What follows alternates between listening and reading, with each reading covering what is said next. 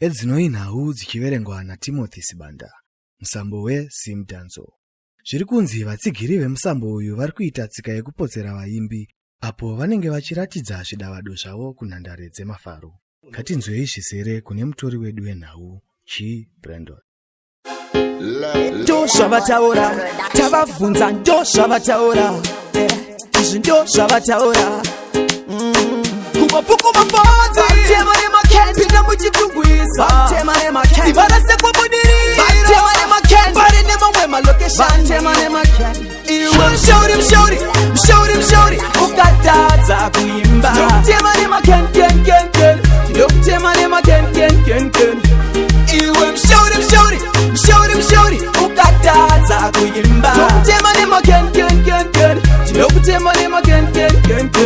Saka nawo ndiri kubroadcasta izvi zviri kuitika panari kupikisa izvozvo zvinotemesa kusara wakusemesa watemwa nemasese watemwa nemasese mafanzi ari kupopota ndabhadhara mari yangu please ndapota ndabhabhikita ndabudadikita ndakutamba nengoma ndokutema nemakeni iwe mshauri ukatadza kuimba ndokutema nemakeni ndokutema nemakeni iwe mshauri ukatadza kuimba ndokutema nemakeni ndokutema nemakeni.